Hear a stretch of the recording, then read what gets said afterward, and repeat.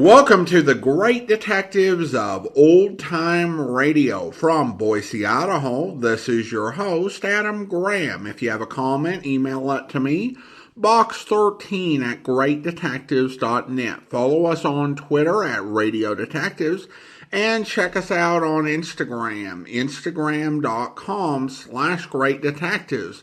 If you're enjoying the podcast, please follow us using your favorite podcast software. I do want to encourage you, if you have not already, to pick up your copies of All I Needed to Know I Learned from Dragnet and All I Needed to Know I Learned from Columbo. Each examine the careers and histories of 7 great fictional detectives and policemen. You can find these as audiobooks to audible.com or the Apple Store, and you can also pick up the ebook version wherever fine ebooks are sold.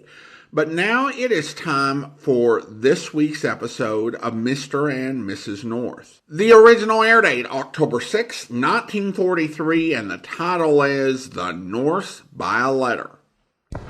Woodbury Cold Cream. Lovely to look at, delightful to know, and heaven to kiss. Not at all. The makers of Woodbury Cold Cream, the beauty cream for the skin you love to touch, present The Adventures of Mr. and Mrs. North.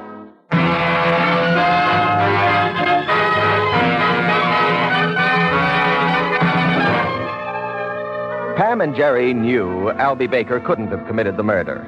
But there was all that evidence against him. And as his own lawyer said to the Norths one night in their apartment, I don't like it. I'm his lawyer, and his story doesn't even sound good to me. Yeah, I know. Oh, but you must believe him. Albie'd never kill anyone, never. What makes you so sure? Why, Jerry and I have known him for years. Well, I'm afraid that wouldn't convince a jury, Pamela. Pam's right, though. Albie's no killer. All you have to do is look at him, Mr. Hanson. He has one of the kindest faces I've ever seen. Oh, if only there was some way of finding that letter. Yes, if. The letter is the only piece of evidence to support Baker's story, and nobody has ever seen it except Baker himself. Al said he showed it to Krug. But Krug denies it. He's lying. Well, it's Baker's word against Krug's, and with all the other evidence against Baker, I'm afraid the jury will believe Krug.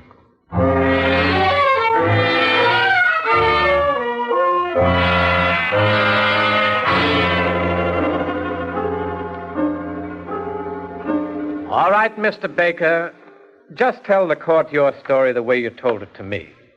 Now, you've told us that Private Detective Anderson questioned you about the stolen goods in your store. Yes, sir. He asked me where I got the merchandise, and I said from Mr. Warren. But I didn't know where Warren got it. What did the detective say to that? He said he'd investigate Warren. And then what happened? Well, about a week later, I got a letter from Detective Anderson. He said he thought he had the goods on Warren and asked me to invite Warren to my apartment. I was to introduce Anderson to Warren as a friend of mine. Well, then...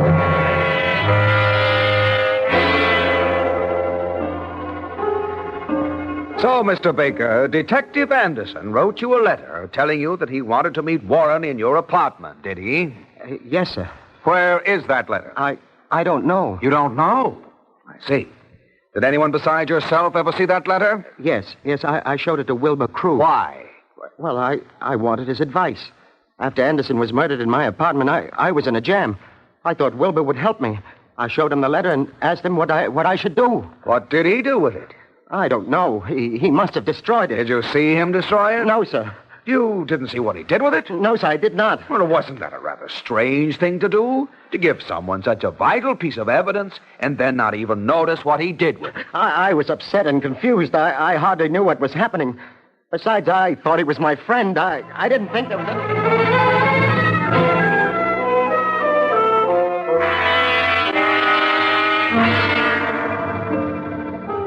Mr. Krug, did the defendant ever show you a letter to him from Frank Anderson, stating that Anderson was to meet Warren in the defendant's apartment? No, he did not.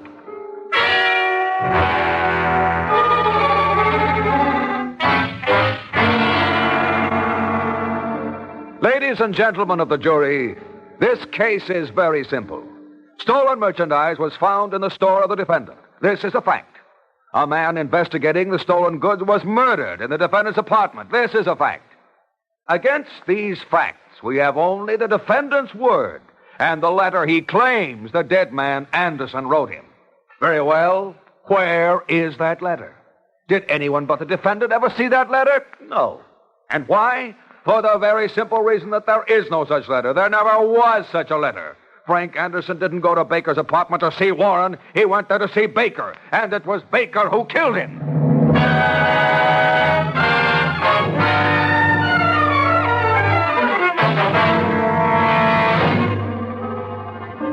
Gentlemen of the jury, have you reached a verdict? We have, Your Honor. We find the defendant guilty as charged.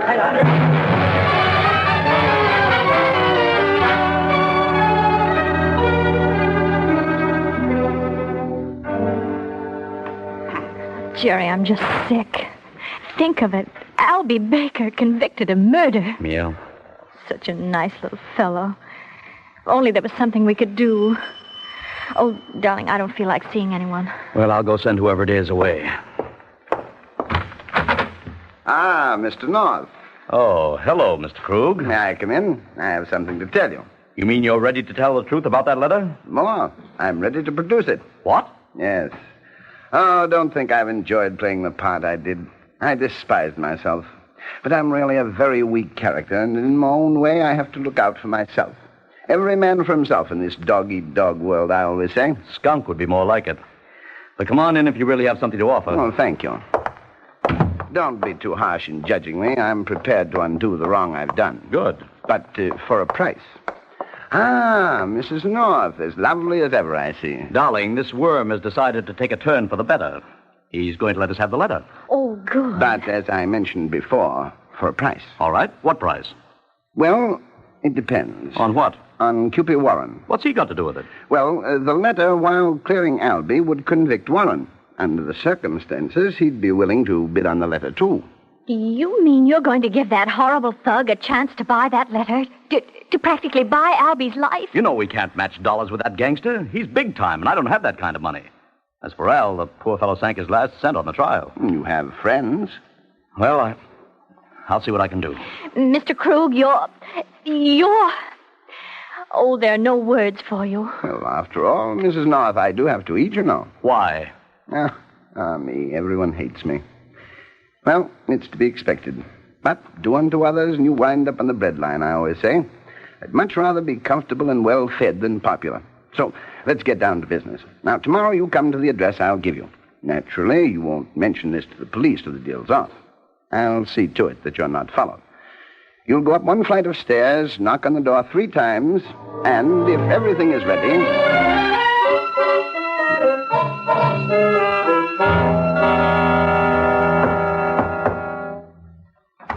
Ah, Mr. and Mrs. North. I've been waiting. Come in. Mr. and Mrs. North, allow me to present Mr. Cupid Warren. How are you? Why are you locking the door? So we won't be disturbed. Well, now let's get started, shall we? Come over to the table and sit down. All right. All right, Bright Eyes, where's that letter? In time, Mr. Warren, in time. I ain't got time, and I ain't bidding till I see what I'm bidding on. Very well. Just a moment, and I'll get it. North, if you and your missus are smart, you're going to keep your mouth shut when I start bidding. Unfortunately, we're not very smart. Well, don't say I didn't warn you. If you wake up in the morgue some morning, you'll know why. All right, folks, here we are. The one and only genuine Frank Anderson letter to Albie Baker. Let's see that. Mr. Warren, mustn't touch. Give me that letter. Oh, a gun? Yeah. Now hand over that letter. Oh, thank you, Mr. North. You hit him with that chair just in time. And now I have the gun. I was very foolish. I should have seen to it that he was disarmed before he came in here. Get up, Cupid. You're all right. Oh, I'll get you for this, North. Well, folks, shall we start the bidding? Yes, let's get it over with. Very well.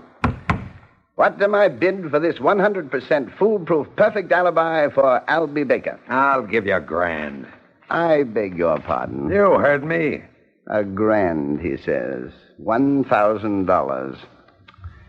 Don't you realize your life hangs on this piece of paper, Mr. Warren?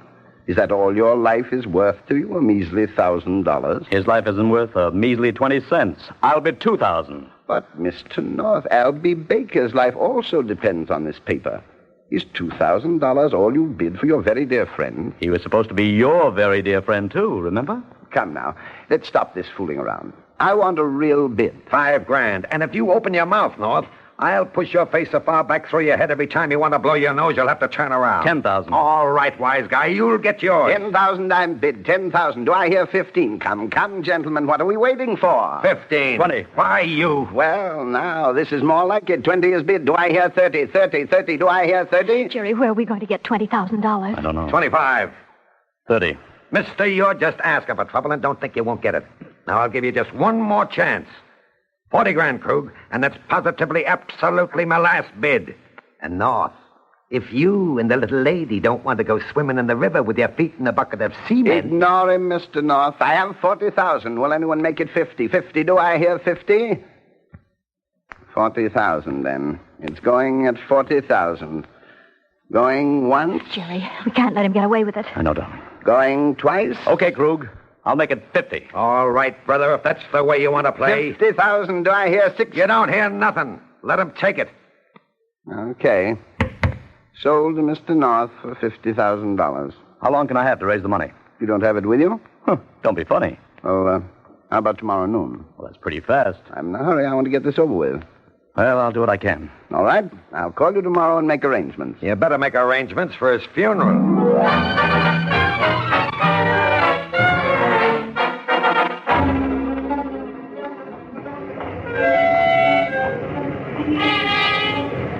Golly, Jerry, how'll we ever get that money? We're not millionaires. We're not even 50,000 heirs. Well, we better be before noon tomorrow if we want to get that letter. I wonder if it really is the letter. That's word for word what Albie told me was in the letter. And we've just got to get that money. Can we, Jerry? I doubt it. But you bid. For time, darling. There must be some way we can... Jerry, look out, that car. Quick, Pam, come here. Oh, Jerry, you pulled me in at this doorway just in time. Yeah, it seems Cupid's losing no time keeping his promise. Jerry, car's stopping in the next block. It's turning around. Come on, I don't feel like playing target for that thug with a machine gun anymore. Where are we going? There's a taxi across the street. Oh, here we are. Quick, get in. Driver, start going. I don't care where, only make it fast. Jerry, they're coming. Hurry, driver.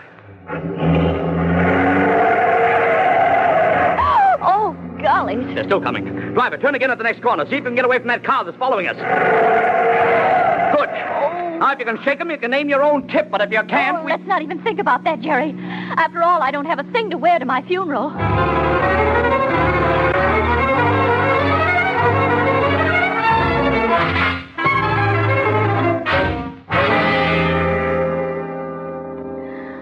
Oh, I hope I never have to go through anything like that again. No, it was a pretty bad 10 minutes, wasn't it? If our driver hadn't cut through that alley, we never would have shaken them. Well, what do we do now, Jerry? We can't stay cooped up in this hotel room. Got to find some way to raise that money. Let's see. Do we know anybody with $50,000 to spare? Do we know anybody with $50,000? No. Oh, there must be some way to get our hands on some money. Either beg, borrow, or steal it. Of course, Jerry. Steal it. Oh, now, Pamela, if you think I'm going to rob a bank... No, Jerry, not money, the letter. What? Why don't we steal the letter? Oh. Well, we could just... I don't know. It does seem like a good idea. We don't even know where he keeps it. It was in the back room. Yes, but you can be sure it's well concealed. He probably expects us to try just what you're suggesting. Well, I know how we can find out where he keeps it, Jerry. You see, when he thinks the house is on fire, he'll go right to the spot. Wait a minute. Why should he think the house is on fire? Because of the smoke, silly. What smoke? From the bomb. Bomb? Smoke? What the dickens are you talking about? A scandal in Bohemia. Oh, what? Don't you ever read, Jerry? Nice book publisher. A Scandal in Bohemia is a story by Sherlock Holmes. Oh. You know, when Holmes wanted to find out where something was hidden, he had Watson set off a smoke bomb so that the woman who had hidden it would go and get it, and then he could get it. Only he couldn't because she was very clever and, That's all right, darling. I remember the story now. Well, how about it then, Jerry? Well... We can go see Mr. Krug to ask for more time or something, and then we can set off a smoke bomb, and he'll think the house is on fire, and he'll run to get the money. All right, sweetheart, all right. You win. Let's go see what happens when smoke gets in his eyes.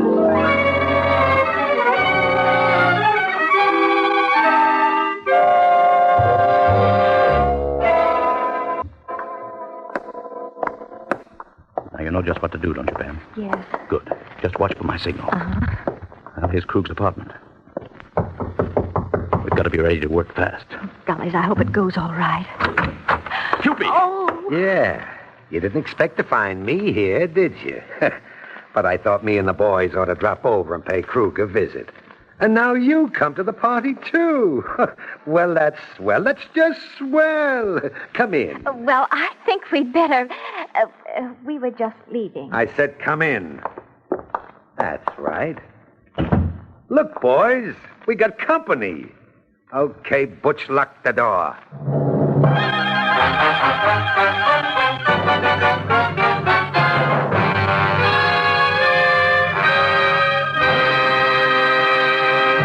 Now, a brief intermission with a wartime beauty rule for the ladies.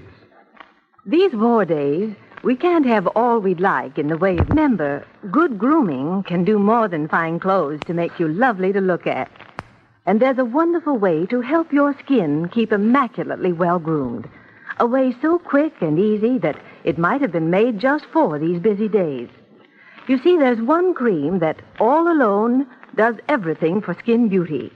It gives your skin complete beauty care, for it's a complete beauty cream. It's Woodbury Cold Cream. Just try it tonight and see. Dip into a jar of silky soft Woodbury Cold Cream and cover your face with it well. The rich cleansing oils loosen dirt and old makeup. So wipe off the soiled cream. Your skin will simply glow. It's so fresh, so clean. Now pat on more Woodbury and leave some on your skin overnight. That's all. You've given yourself the famous Woodbury Beauty Nightcap. It takes just 3 minutes, and tomorrow, when you see your clearer, smoother, more radiant complexion, you'll want to do that every night.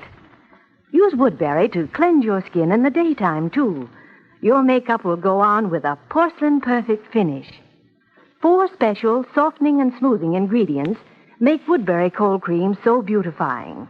Another ingredient makes Woodbury exceptionally safe, for it works constantly purifying the cream in the jar in case blemish-causing germs get in. No other cream gives you this added protection. Try this complete beauty cream. Get Woodbury Cold Cream tonight.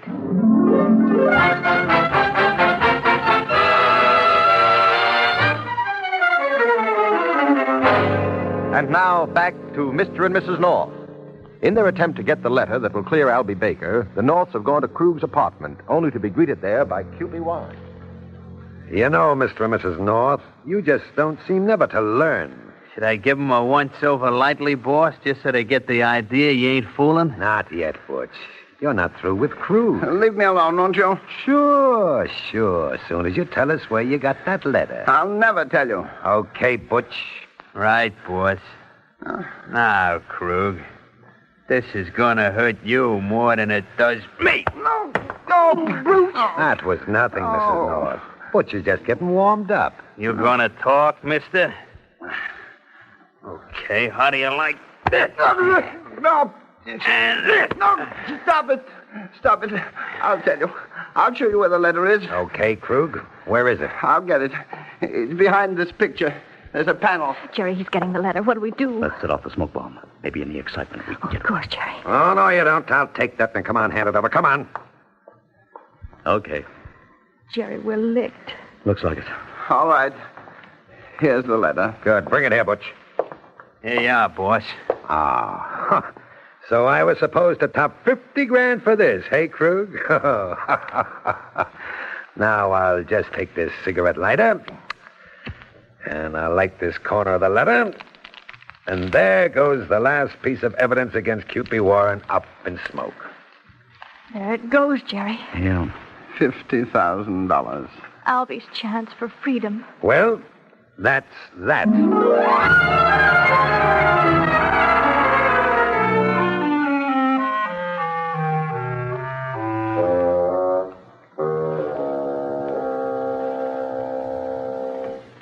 we failed, Jerry. Yeah, we certainly did. Is there any chance of doing anything for Albie now? I'm afraid not. We can only hope. I'll go, dear. Ah, hello there, North, old man. Do you always have to be so blamed cheerful? Ah, but I have good news for you. Yeah? What? I'm a liar, a frightful liar. Is that good? But of course. May I come in? Okay. Well, darling, Krug crawled out from under his rock again. He says he has some good news for us. Hello, Mrs. North. Hello. My friends, do you still wish to purchase that letter? What do you mean? It would have been foolish of me to show the real letter, wouldn't it? When I was dealing with a man like Cupid Warren who might pull a gun at any moment. Yes, it would have been insanely foolish. And, Mr. and Mrs. North, I am not foolish. Weak? Yes. Selfish? Yes.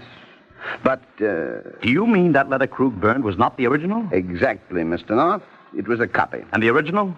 Is carefully put away where it shall remain until the money is made ready to change hands. Oh, thank heavens. Jerry, there's still a chance. Yes. Well, now, sir, do we do business or don't we? We do. Good. But on different terms. I beg your pardon. You were able to force a high bid from Jerry before by the pressure of Cupid's bidding.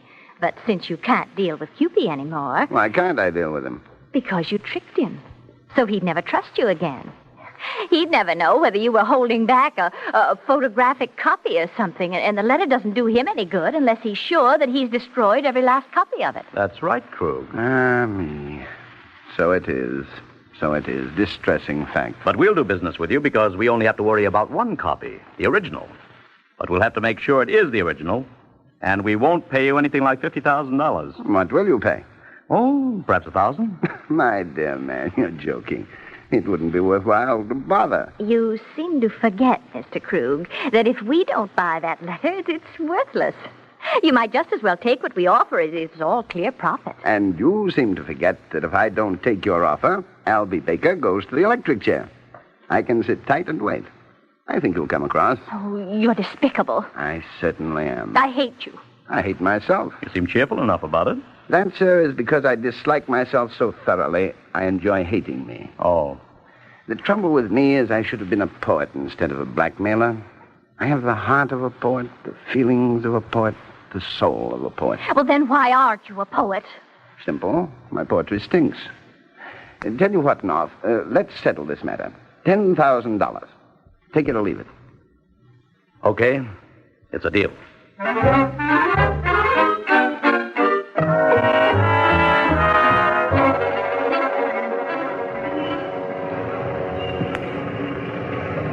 Jerry, do we just stand here on the corner until he shows up? Uh-huh.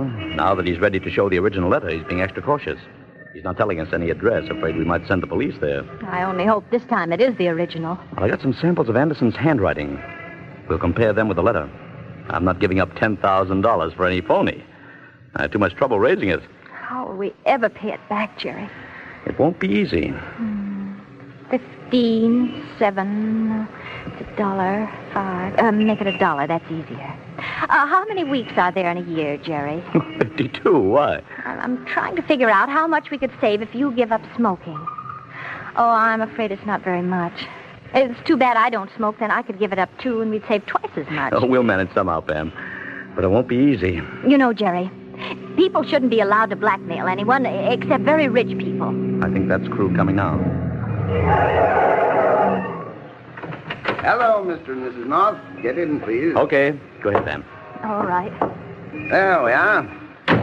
Now we'll just drive around for a while. Oh, the OPA's not going to like that. I have to make sure we're not being followed. Better to be cautious than sorry, I always say. When I'm satisfied no one is following, I'll take you to a room I've rented just for this little meeting.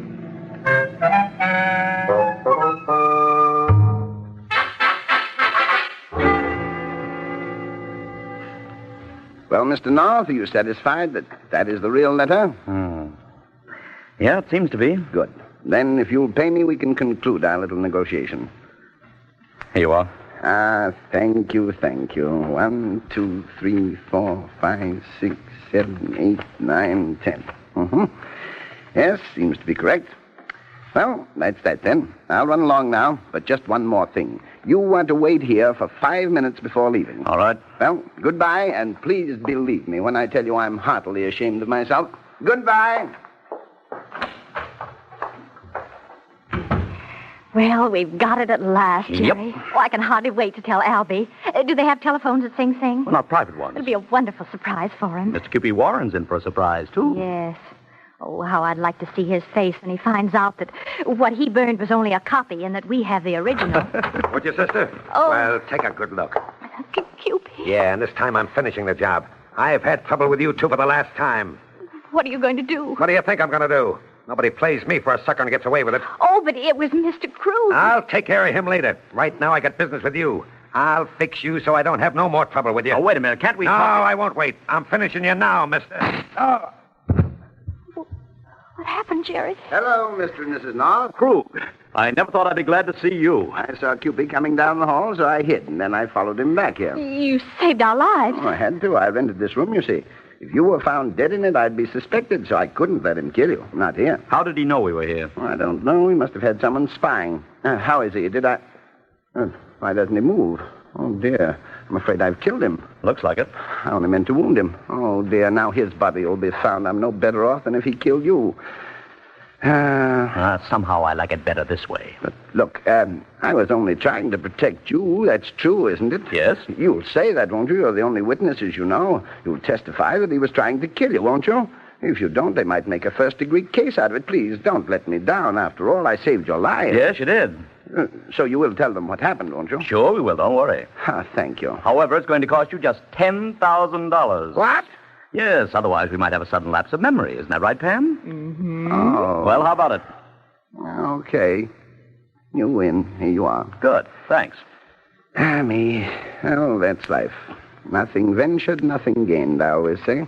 However, it is rather annoying to have ventured so far and still gain nothing.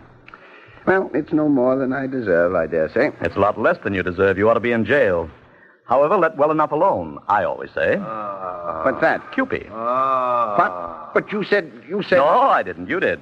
Oh. Your shot missed him completely, but it startled him just enough to give me a chance to clip him. He was standing between you and me, so you couldn't see it. No. Your gun won't help you. I have Cupid's gun now, and I'm ready to use it. Better put yours on the table. Go on. All right. Me. Seems I've played every card wrong, haven't I? Well, I suppose there's nothing left for me to do but go back to my portrait.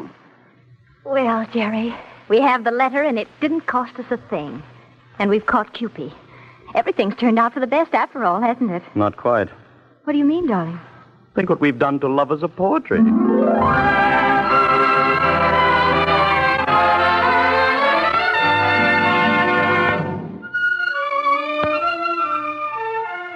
One of the busiest bond sellers among the film stars is Dorothy Lamour.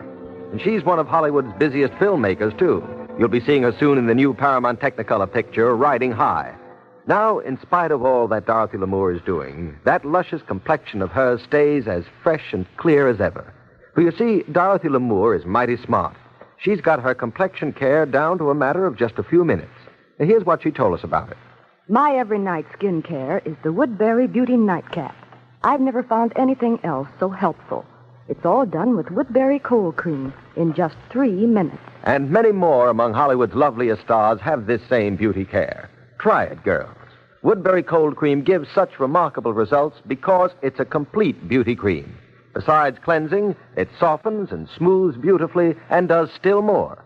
Jars 10 cents to $1.25. That's Woodbury, Woodbury, Woodbury Cold Cream. Get a jar tonight. Ladies and gentlemen, give to the National War Fund. This fund helps many great works. It combines the appeals of 17 national relief organizations and your own organizations and your own organizations and your own of 17 national relief organizations and your own organizations and your own organizations and your own money go for our boys in prison camps, to feed starving children abroad, and, of course, for relief work in your own community. The need is greater than ever.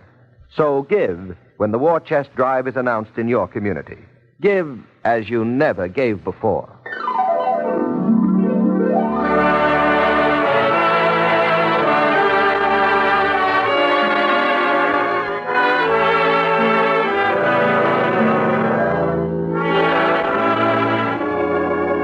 again next week at this same time for another adventure of Mr. and Mrs. North, starring Alice Frost and Joseph Curtin. For thrills and laughs, be sure to listen, won't you?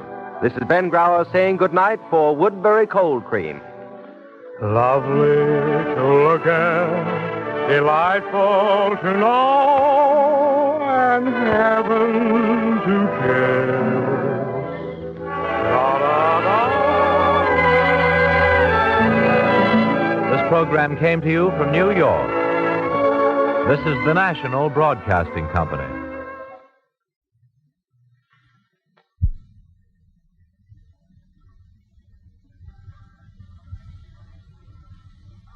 Welcome back. This was a great episode with some really funny lines. I love the whole thing about the blackmailer hating himself, but saying he had the soul of a poet, but couldn't be a poet because his poetry stank.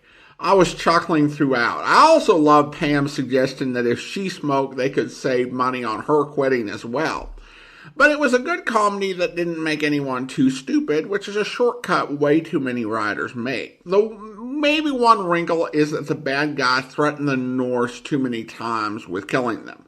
I mean, you can only pull out that threat of next time you die so many times before it becomes hard to take you seriously. Really didn't understand why he let them go after getting the copy of the letter which he thought was the letter, other than the fact that they were the main characters. And I guess that's a good enough reason because the rest of the episode was so fun. Of course, World War II was going on, and there were some nods to the war, in particular the whole idea of driving around the block and the fact that the OPA would object to that. The OPA was the Office of Price Administration, which placed wartime price controls in order to prevent inflation during the war. And they were in a period where gas was being rationed. So the idea of spending good gas driving around the block when you could only get 5 gallons of gas per week would just give pause. And I don't think that there's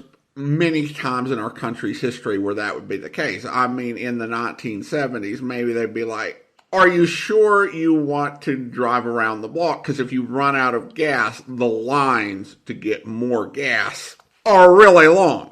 But at any rate, it's time to thank our Patreon supporter of the day, and I want to go ahead and thank Judith. Judith's been one of our Patreon supporters since May of 2021, currently supporting the podcast at the Seamus level of $4 or more per month. Thank you so much for your support, Judith, and that will actually do it for today.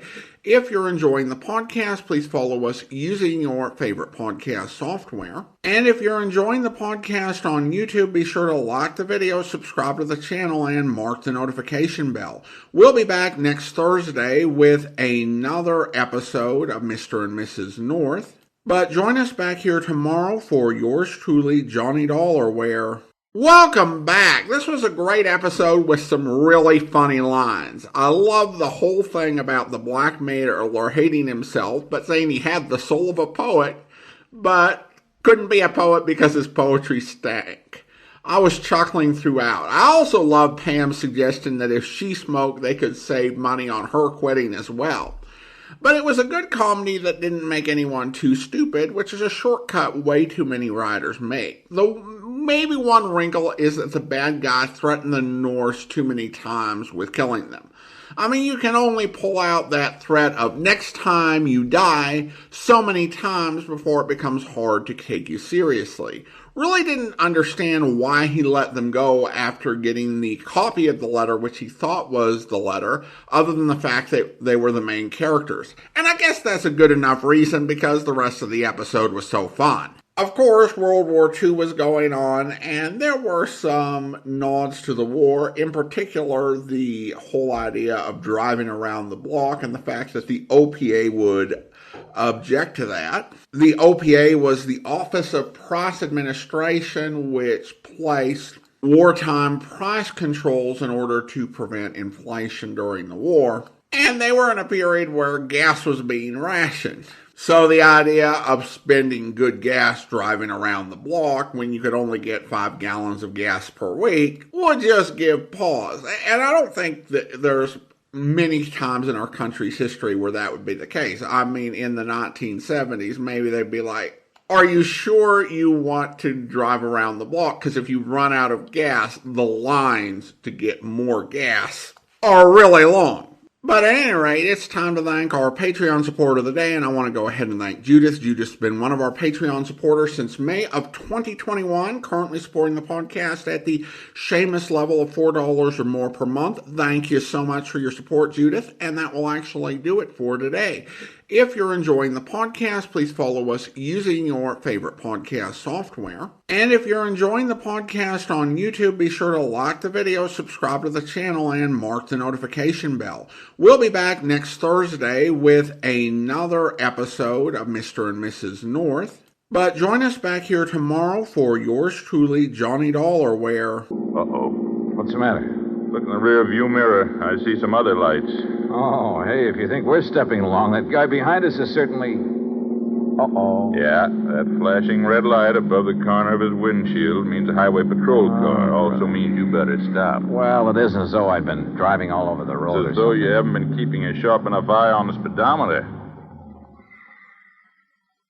Okay, start thinking up excuses, Johnny, and they'd better be good. Oh, no, I'll take it like a man. Shall we get out and greet the minion of the law? No, don't. He might think you're trying to pull something. And those laddies carry guns. Just sit here calmly, eyes front, and try to look innocent. Yeah. All right, boys. Huh? Oh, there's nothing in the back seat, officer. What? That's right, mister. Nothing but me. And this. Hey, now, wait a minute. You're not... Hey, Johnny. Yeah. I take it that thing's loaded. That's right. Now get... I hope you'll be with us then. In the meantime, send your comments to box13@greatdetectives.net. Follow us on Twitter at Radio Detectives and check us out on Instagram, instagram.com/Great Detectives. From Boise, Idaho, this is your host, Adam Graham, signing off. I hope you'll be with us then. In the meantime, send your comments to box13@greatdetectives.net. Follow us on Twitter at Radio Detectives and check us out on Instagram, instagram.com/Great Detectives. From Boise, Idaho, this is your host, Adam Graham, signing off.